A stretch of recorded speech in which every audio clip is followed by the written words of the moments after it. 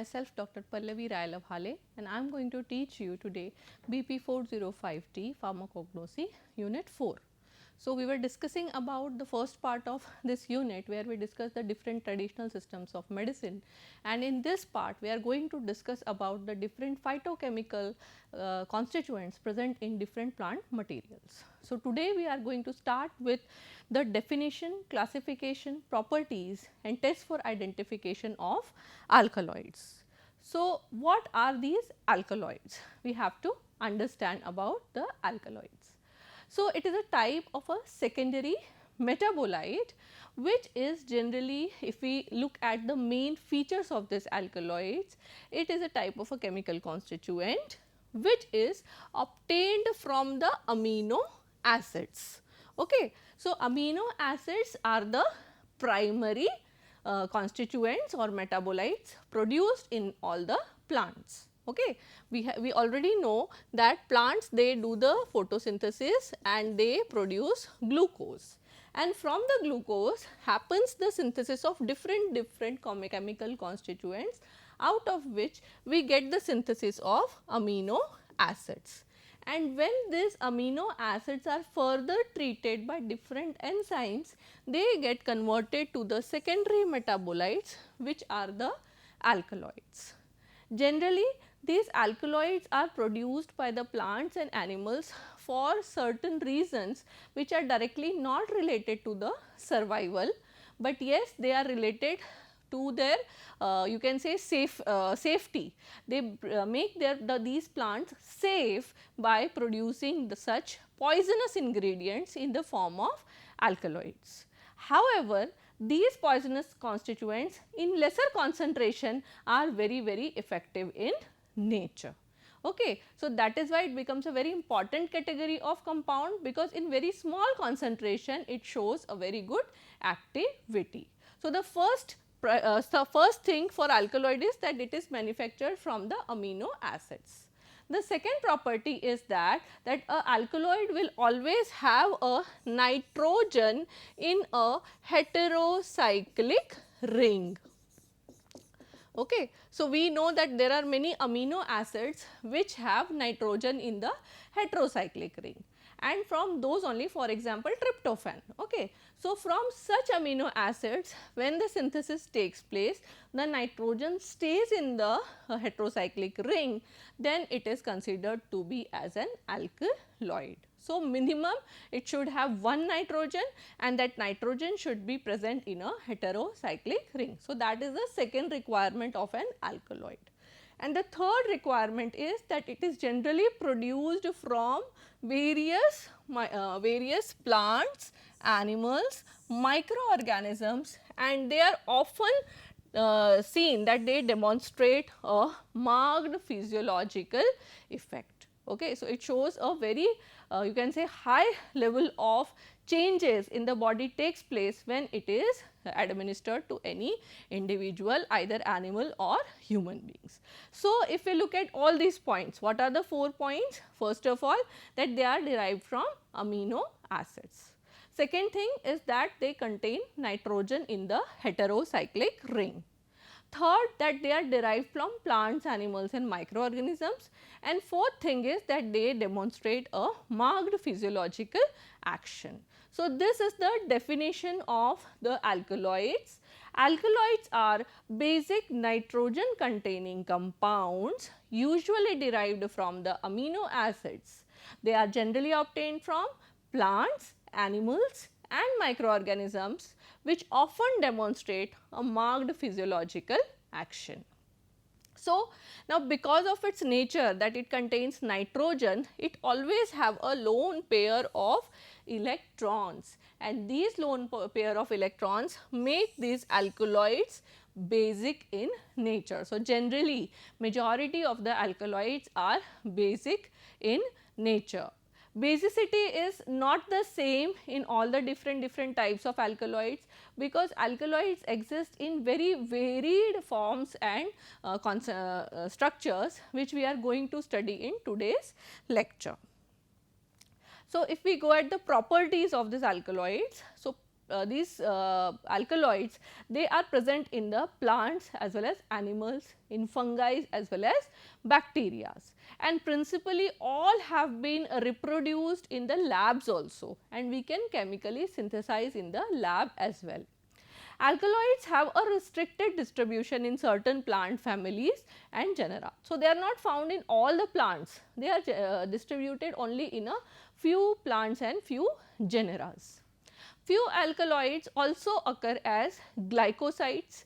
Example, when we talk about glycosides, we will be discussing it in the next lecture. So, glycosides are nothing but it is a combination of a sugar and a non-sugar moiety coming together. So, when the non-sugar moiety is alkaloidal in nature, it can combine with a sugar part or a glycone part and form the glycoalkaloid. So, it can exist as a free alkaloid or it can also exist as a glycoalkaloid. The concentration of the alkaloid in plants, that depends on the season. So, there is a seasonal variation. The age of the plant also matters, the locality also matters. The best example for this I would say is cinchona. Cinchona we know very well is a anti-malarial drug and it contains quinine. So, if we grow this cinchona in a hilly region and if we grow it in a region where we have sandy soil like on the sea beach, then the concentration of quinine will vary greatly. Why? Because cinchona requires a particular temperature, altitude for its best amount of quinine production. So, these things matter when we are doing any kind of cultivation of alkaloidal plants. And it is interesting to note that the closely related alkaloid genera occur together in the same plant. So, in the same plant you can have different types of alkaloids being manufactured together. It is also observed that different genera of the same family contain same or structurally related alkaloids. Alkaloids can never occur in any part of the plant. They can occur in the leaves, they can occur in the roots, they can occur in the stem, anywhere or in the fruits also. So, if we take the example of our solanaceous alkaloids. So, in solanaceous alkaloids I would take the example, for example, solanin. Now, solanin is basically a type of a glycoside, okay. It is a type of a glycoside, but it also has some alkaloidal base. Now, this solanin, it occurs in the Kantakari, that is Solanum xanthocarpum also, and it also occurs in potato, that is our Solanum tuberosum. So, it occurs in two different species, they are completely different. Nobody is going to eat Solanum xanthocarpum, but we eat potato on a daily basis, but both are containing this solanin, though potato contains it in very less amount, while Solanum xanthocarpum contains it in a very high amount. So, they exist in nature in a varied amount in different species. And the main species where these are found are, let us look at what are the families which contain these alkaloids. So, first family is the Papaver family. So, Papaver family, the example for Papaver family is opium. Okay, opium we call it as afim also, and it is the rich source of our morphine, papaverine, okay, codeine, all these are obtained from the Papaver family. The second family is Solanaceae family, and as I already told you, there are many ingredients in Solanaceae family, out of which the most important are the atropine, hyoscine or hyoscyamine. They are also known as scopolamine or scopolamine. Then the Ranunculaceae family, the example for this is aconite, which is one of the most poisonous drugs that is used. However, if it is processed properly and used, then it is not that poisonous in nature. Then we have the Rubiaceae family. So, cinchona, it belongs to the Rubiaceae family, and then we have Leguminosae. Leguminosae is a common family which is, for example, the fenugreek or the methi. It contains trigonellin, which is present in the Leguminosae family. So, these are few families which contain our alkaloidal drugs. Generally, the alkaloids are named as it is generally taken from the name of the genus of that plant, and INE or IN is attached at the end of those words, like piper contains piperine, okay, atropa contains atropine, like that. Okay. So, alkaloids are present generally in plants in their salt form, they are generally existing as salt form. So, because they are basic in nature, they generally react with any kind of weak acids in the body and then in the body of the plants, and then they exist as the salts in the particular plants. These salts are generally soluble in water, but insoluble in organic solvents. However, if we talk about the free base alkaloids, these free base alkaloids are insoluble in water, but they are soluble in organic solvents, specifically for example, chloroform or benzene or petroleum ether, etc.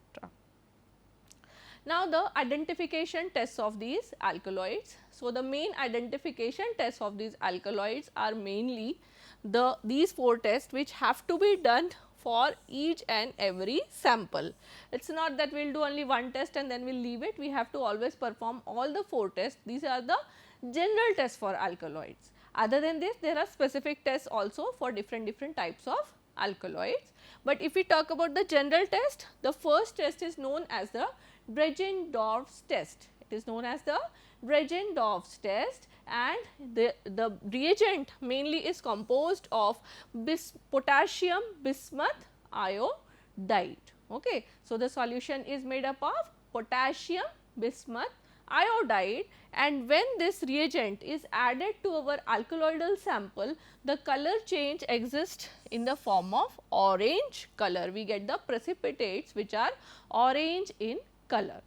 The second test is Mayer's test, where we use the Mayer's reagent which is made up of potassium mercuric iodide. Okay, it is potassium mercuric iodide, and when it is mixed with alkaloid, it forms a cream colored precipitate. It forms a cream colored precipitate. The third test is the Wagner's test, where we add the Wagner reagent which is nothing but iodine solution, and to prepare iodine solution we have to generally mix it with potassium iodide, and it exists in a soluble form only when we add potassium iodide. So, when this Wagner's reagent is added to a alkaloidal sample, we get a red brown colored precipitate. And the fourth test is the Hager's reagent, which is nothing but it contains the picric acid, and this picric acid, when it is mixed with an alkaloidal solution, it gives yellow precipitate. You have to understand that it is not just coloration, but the precipitates show the positive test, because many of the reagents like Hager's as well as Dragendorf's, originally they also have orange. The Dragendorf has orange color and Hager's has yellow color. So, we have to check for the precipitates. Now, we come to the classification. So, classification of alkaloids occurs in different types, and this is one of the most basic classification which is based on its you can say the definition. So, as I told you in the definition itself that a alkaloidal, it has to be mainly synthesized from a amino acid or derived from amino acid, and then it should contain nitrogen in a heterocyclic ring structure like this. Okay. These two are a major requirement in the definition. Now, based on this only we have different classifications. For example, the true alkaloids. A true alkaloid will have both that it is derived from the amino acids, and it also contains the nitrogen in the heterocyclic ring, and the example for this is atropine, which is derived from the solanaceous herbs like Atropa belladonna. The second one, that is the proto-alkaloids. Okay. Now, proto-alkaloids, what happens is that it is generally synthesized from the amino acids. So, the precursor for the synthesis of proto-alkaloids are the amino acids, but they will not contain nitrogen in the heterocyclic ring, and the example for that is ephedrine. Okay. Ephedrine is an alkaloid produced from ephedra mahuang, and it is a expectorant or a bronchodilator drug, okay, well known bronchodilator drug. So, it is a proto-alkaloid, meaning it is derived from amino acid, but it is not containing nitrogen in the heterocyclic ring. The third classification are the pseudo-alkaloids, where the nitrogen is present in the heterocyclic ring, but they are not derived from the amino acids. For example, caffeine. So, caffeine generally it is a purine derivative. Okay. So, purines in our body exist in a nucleic acids, the purines and the pyrimidines. So, they are the nucleic acids and not the amino acids. Okay. So, such alkaloids which are having nitrogen in the heterocyclic ring, but they are not derived from amino acids, they fall into the group of pseudo alkaloids. So, this is one of the basic classification of alkaloid. Now, if we move to the other types of classification, the second is based on the biosynthetic precursor. What was the precursor of the alkaloid? So, if it is derived from tryptophan, we will, for example, the indole alkaloids. Indole alkaloids, they are derived from tryptophan. So, all those alkaloids derived from a single amino acid fall into one classification. For example, lysine. So, piperidine alkaloids, they are synthesized from lysine. Then if we talk about ornithine amino acid, all the pyrrolidine alkaloids, they are synthesized from ornithine. If we talk about tyrosine, then all the phenylethylamine alkaloids, that is the phenylethylamine alkaloids are the ephedra alkaloids. Okay. So, they are derived from tyrosine. Then histidine. So, imidazole alkaloids, they are synthesized from histidine. So, here what is the basis? We have taken the amino acids as a precursor, and all those alkaloids which are synthesized from this precursor, they fall into this category. However, this classification is considered to be a bit rare, because somehow it is also related to the taxonomical distribution of these drugs, and we do not know the pharmacological actions of the alkaloid synthesized from the same precursors. That is why. Now, the next classification, that is based on the chemical structure. This is one of the most important type of classification and a well elaborated classification, where we can understand the different chemicals of the alkaloids. So, based on the chemical structure or the heterocyclic ring structure, they are classified. Example, pyrrolidine ring, which is present in hydrogen. Then piperidine ring, which is present in lobelin. I will show you the structures of these alkaloids. For example, if we talk about the pyrrolidine ring. So, this is the 5-membered pyrrolidine ring with containing one NH group inside the ring itself. So, here hydrogen is the source of pyrrolidine. Then we have piperidine. So, example here is lobelin. Okay, we have lobelin, which is the example. Then pyrrolizidine. So, senecoinine is the example of pyrrolizidine. Then we have tropane alkaloids. So, atropine is the example of tropane alkaloids. This is the tropane alkaloids. It can also be written like this. It is a bridged structure. Okay, it is a bridge structure known as the tropane ring. Then we have the quinoline alkaloids, that is the quinine or the anti-malarial drug.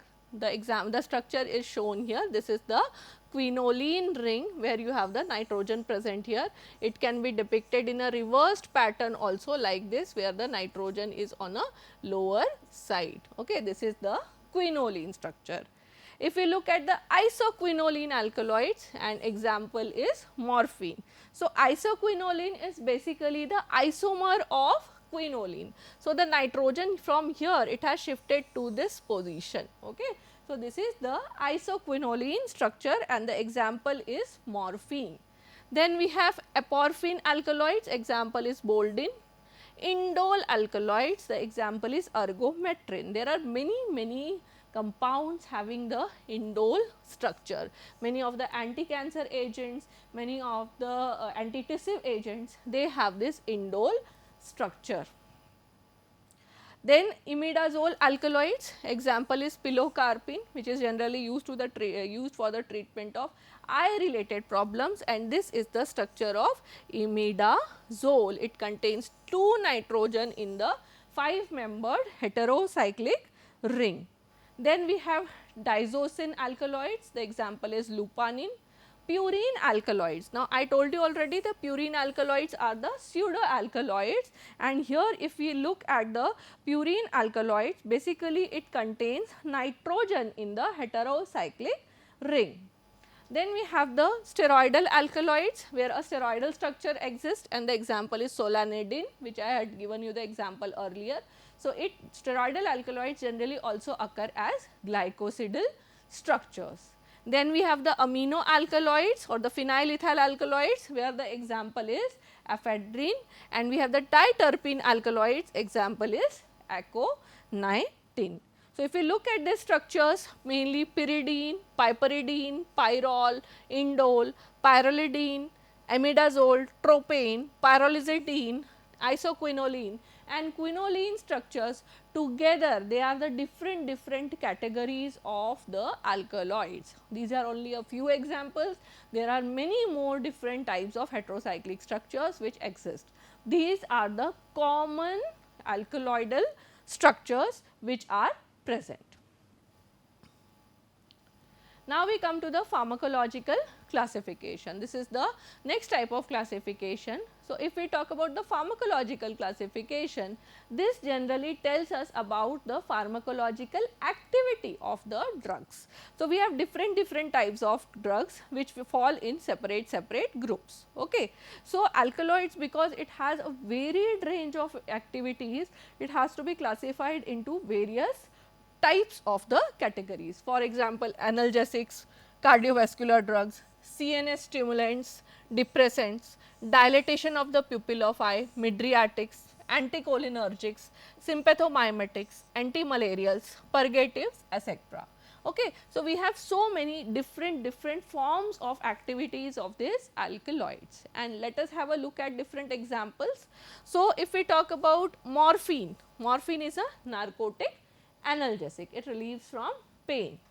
Quinine is a anti-malarial, so it basically you can say cures malaria.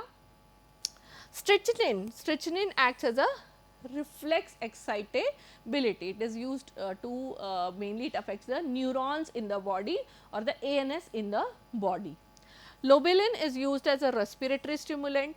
Boldin is used as the basically choleretics or laxatives. Okay. So, it helps in basically relieving from constipation. Aconitin is used as a treatment in neuralgia. Pilocarpine is used as an anti-glaucoma agent and anti-mitotic agent. So, basically in glaucoma what happens, that the intraocular pressure it increases a lot, and for the due to the excess, you can say when the excess of fluid gets accumulated in that area of the eye, the removal of the liquid does not take place. Now, when pilocarpine is given, the liquid directly it is allowed to flow out of that particular area in front of the cornea, and because of which the intraocular pressure decreases strongly. Okay, and that is how it acts as an anti-glaucoma agent. The example is pilocarpine. Then we have ergonovin, which is a oxytocic drug. So, oxytocic drug generally induces labors. So, it is used in that. Ephedrine, it is a bronchodilator drug, as I already told you. Narcine, it is also found from opium, or it is you can say a similar component obtained from morphine only. It is also an analgesic as well as it is also an antitussive. Even codeine, which is produced from the same plant, it also acts as a antitussive agent. Antitussive means it reduces the congestion in the lungs or reduces the mucus secretion in the lungs. Then we have the taxonomical classification, where based on the taxon, that is the genus, species and family, we can classify the various alkaloids. For example, the cannabinaceous alkaloids. Now, cannabinaceous alkaloids, basically cannabis sativa, that is also known as our ganja or charas. Okay, it is also a type of a hypnotic drug or a sedative drug, though it is also considered to be narcotic in nature. So, cannabis sativa, it is obtained from it falls in the category of cannabidiol alkaloids. Then rubiaceous alkaloids, for example, cinchona, solanaceous alkaloids, example atropa, belladonna. So, we can classify these different chemical components into different categories based on their families. So, with this we have discussed the definition, then we discussed the chemical test, their properties as well as classification of the alkaloids. In next class we will be discussing about the glycosides. Thank you very much.